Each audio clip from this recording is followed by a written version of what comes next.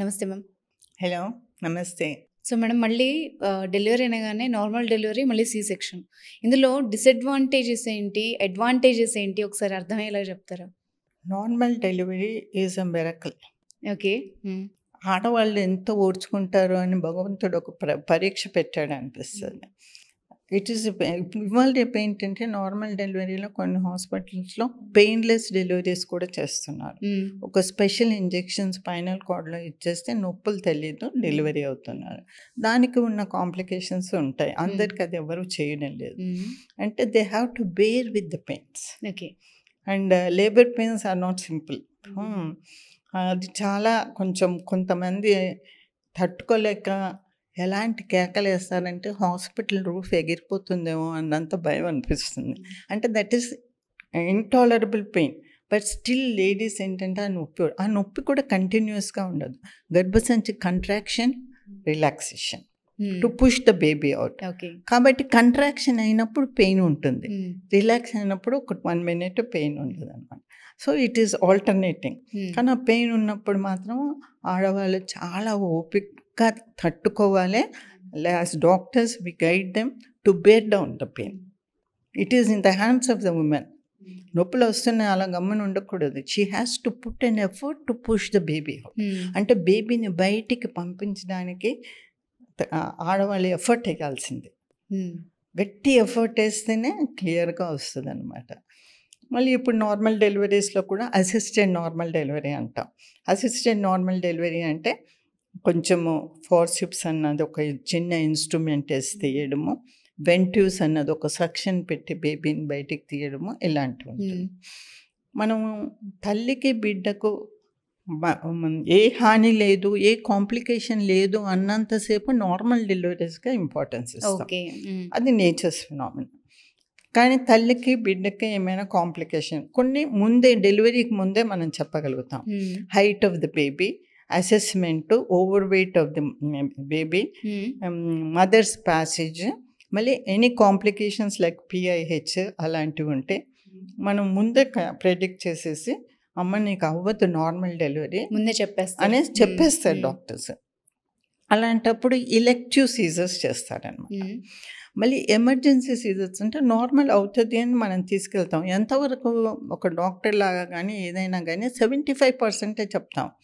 మిగతాది most unpredictable. అంత normal అవుతుంది అనుకుంటాం. ఒక్కొక్కసారి బేబీ కూడా స్ట్రెస్ తట్టుకోలేక బ్లాక్ మోషన్ ఉంటుంది. ఫస్ట్ మోషన్ మెకోనియం అంటాం కదా, మెకోనియము పొట్టలో పాస్ చేసేస్తుంది బేబీ. అప్పుడు ఆ ఉమ్ము నీరు లాంటిది మెకోనియం వల్ల బ్లాక్ కలర్ వచ్చేస్తుంది. బేబీ ఏదో వస్తుంది నా చుట్టూ సమ్ చేంజ్ అనేసి అది ఒకవేళ బేబీలోకి వెళ్తే అది లంగ్స్లోకి వెళ్ళిపోతుంది. So that is a sign of fetal distress అనమాట. ఫీటల్ హార్ట్ రేట్ మానిటరింగ్ ఒకటి, మళ్ళీ ఏమైనా డ్రైనింగ్ అప్పుడు బ్లాక్ కలర్గా వస్తుందంటే లోపల మెకోనియం పాస్ అయిపోయింది. అది ఫీటల్ డిస్ట్రెస్. అది టు సేవ్ ద బేబీ ఎమర్జెన్సీగా చేస్తుంటాం అనమాట. సో అప్పటికప్పుడు మరి సి సెక్షన్ ఎమర్జెన్సీ. ఇంకా టైం ఉండదు. అంటే లేడీస్లో ఇది ఉంటుంది, మాకు ముహూర్తాలు అది ఏం ఉండదు. తీసుకొని ఎమర్జెన్సీగా చేసేసి టు సేవ్ ద బేబీ. ఒక్కొక్కసారి complication is on the mother side, ఒక్కొక్కసారి baby side. To save them both emergency చేస్తాం. ఒక్కసారి సి సెక్షన్ అయితే మోస్ట్లీ 80% మళ్ళీ సి సెక్షనే అవుతుంది. కానీ కొంతమంది ఆడవాళ్ళకి ఫస్ట్ నార్మల్ డెలివరీ అయ్యి ఏదో మిడ్లో కాంప్లికేషన్ వచ్చి సి సెక్షన్ అయిందంటే థర్డ్ డెలివరీకి 50% ఛాన్స్ ఇస్తాం అన్నమాట. Okay. So obstetrics is most unpredictable అని నేను చెప్తాను. There are so many fields of medicine, కానీ ఆబ్స్టిక్స్ ఉన్నంత అన్ప్రెడిక్టబిలిటీ దేనికి లేదు. ఇప్పుడు ఈ నార్మల్ డెలివరీలో కొంత డిలే జరిగింది అనుకోండి, కొంతమంది ఎక్కువసేపు నొప్పులు వస్తున్నాయి అలాగా కంటిన్యూ చేశారనుకోండి, ఏమన్నా ప్రాబ్లమ్స్ వచ్చే ఛాన్స్ ఉందా? అంటే వాళ్ళని జాగ్రత్తగా ఫాలో అవ్వాలి. మనము ప్రోగ్రెస్కి ఒక టైమింగ్ పెడతాము. First stage of labour, second stage of labour, third stage of labour అని 3గా డిఫైన్ చేస్తాం లేబర్ని. అంటే ప్రెగ్నెన్సీ ప్రొసీజర్ని, గర్భిణీ procedure. First stage of labour అంటే ఏంటి? పెయిన్స్ స్టార్ట్ అయినప్పటి నుంచి డైల్టేషన్ రావడం వరకు. డైల్టేషన్ వచ్చినాక ఫుల్ డైల్టేషన్ వచ్చి డెలివరీ. ఫుల్ డైలటేషన్ అంటే 10 సెంటీమీటర్స్ డైలటేషన్ రావాలి. యూట్రస్ ఒక బ్యాగ్ లాంటిది, దాని ఆస్ క్లోజ్డ్గా ఉంటుంది. దాన్ని 10 సెంటీమీటర్స్ ఓపెన్ అవ్వాలన్నమాట. 10 సెంటీమీటర్స్ ఓపెన్ అయ్యేసి స్ట్రాంగ్ పెయిన్స్ వల్ల బేబీని బయటికి పుష్ చేయాలి. ఇదంతా కూడా నొప్పులకు వదిలిస్తాం. అది అన్ప్రెడిక్టబుల్. ఒక్కొక్కసారి ప్రొసీజర్ డిలే అయిపోతుంది. దేని గురించి డిలే అవుతుంది? పెయిన్స్ సరిగ్గా లేదు. సో కొంచెము పెయిన్స్ రావడానికి ఇంజెక్షన్స్ అవి ఉన్నాయి, ఇస్తాం. దానికి కూడా రాలేదు, we will wait and see అనమాట. ఒక టైం లిమిట్ 6 అవర్స్లో మనకి ఇంత ప్రోగ్రెస్ అవ్వాలి. పోనీ బేబీకి డిస్ట్రెస్ లేదు, మదర్ ఇస్ స్టడీ, బీపీ నార్మల్గా ఉంది, మదర్కి తట్టుకోగలుగుతుంది తల్లి అంటే ఇంకా కొంచెం ఎక్స్టెండ్ చేస్తాం. ఫీటల్ డిస్ట్రెస్ వచ్చిందనుకో మా మధ్యలో, విల్ స్టాప్ ఇమ్మీడియట్లీ. కొంతమందిని చూస్తున్నాం మేడం ఈ మధ్య, వాళ్ళకి వాటర్ బ్రేక్ అయిపోతుంది, హాస్పిటల్కి వెళ్ళాలి. ఈ లోపల ఒకవేళ నొప్పులు స్టార్ట్ అయ్యాయి అనుకోండి, ఈ వాటర్ బ్రేక్కి ఆ డెలివరీ టైంకి ఎంతసేపట్లో డెలివరీ అవ్వాలి, ఇంకేమన్నా లేట్ అయితే ప్రాబ్లం అయిద్దా అన్న క్వశ్చన్ ఉంటుంది. న్యాచురల్ ప్రొసీజర్లో వాటర్ పోవడం అన్నది బాగా డైలటేషన్ అంటే గర్భసంచి దారి బాగా తెరుచుకొని 10 సెంటీమీటర్స్ డైలటేషన్ అంటున్నాం కదా, ఒక 5 సెంటీమీటర్స్ అలా ఉన్నప్పుడు వాటర్ పోతలేదమ్మా, ఈజీగా బేబీ పుష్ చేసుకొని బయటకు వచ్చేస్తుంది. ఓకే, అసలు ఆస్ ఓపెన్ అవ్వందే, లోపల దారి ఏర్పడకుండా నీరు పోయిందనుకోమ్మా, then it is a tough procedure. ఇప్పుడు of course we have got some creams to be applied so that ఆ ఓపెనింగ్ అవ్వడానికి, పెయిన్స్ రావడానికి అన్నీ ఉన్నది. కానీ అవన్నీ ఇస్తూ జాగ్రత్తగా మానిటరింగ్ చేయాలి. ఫీటల్ బేబీకి హార్ట్ బీట్ ఎలా ఉన్నది, ఎందుకంటే it will be a longer procedure. Nature ప్రకారం వెళ్ళడం వేరే విధం, మనం నేచర్ని మిమిక్ చేసి తెప్పించడం ఇంకొకటి. So whatever we do, os closed అంటే దారి మూసుకొని ఉంది, దానికి ఒక క్రీమ్ అప్లై చేస్తాం దారి ఓపెన్ అవ్వడానికి. నొప్పులు రావడం లేదు, దానికి బాటిల్స్లో ఇంజెక్షన్ కలిపేసి పెడతాం, ఐవి డ్రిప్స్. ఇవంతా మనం ఆర్టిఫిషియల్ ప్రొసీజర్స్. దానికి దీనికి తేడా ఉంటుంది. కాబట్టి మనం టైం లిమిట్ పెడతాం అనమాట. మనం ఇలా చేసినందుకు 4 అవర్స్లో ఇంత ప్రోగ్రెస్ రావాలి, 8 అవర్స్లో ఇంత ప్రోగ్రెస్. ఫీటల్ హార్ట్ ఏమి కూడా తేడా. Water is the life for the baby. Baby యాక్టివ్గా ఎలా ఉంటుంది, పొట్టలో నీళ్ళలో ఈదుకుంటూ హ్యాపీగా ఉంటుంది. అది నీరు వచ్చేస్తుంది కదమ్మా, వచ్చేస్తే డైరెక్ట్ ప్రెషర్ పడుతుంది, గర్భసంచి కంట్రాక్షన్ ప్రెషర్ బేబీ మీద పడుతుంది. ఇలాంటివన్నీ కూడా మానిటరింగ్ వల్ల మనం వీ కెన్ ఓవర్కమ్ అన్నమాట. You should not take a risk either on the baby or on the mother. Ma'am, ఇప్పుడు మీ ఎక్స్పీరియన్స్లో మోస్ట్ కాంప్లికేటెడ్ అనిపించిన సిచ్యువేషన్స్ ఏమైనా ఉన్నాయా? PPH most complicated we have seen. ఎంతో నార్మల్ డెలివరీ అయినాక అన్కంట్రోల్డ్ బీపీ, అన్కంట్రోల్డ్ చాలా విధాలుగా ప్రయత్నించాము. ప్రోస్టడిన్ ఇంజెక్షన్ ఇచ్చేసాము, మసాజ్ చేసాము, ఎన్ని చేసినా కానీ కంట్రోల్ అవ్వలేదు.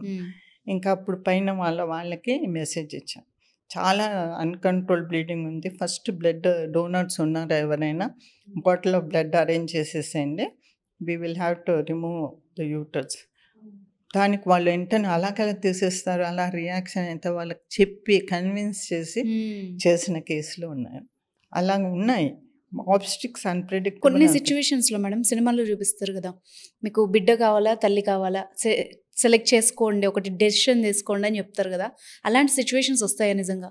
ఇప్పుడు ఎంత అడ్వాన్స్ అయిపోయిందంటే అలాంటి సిచ్యువేషన్ వరకు తీసుకొని వెళ్ళామమ్మ. ఓకే, ముందు నుండి మానిటరింగ్ ఉంటుంది.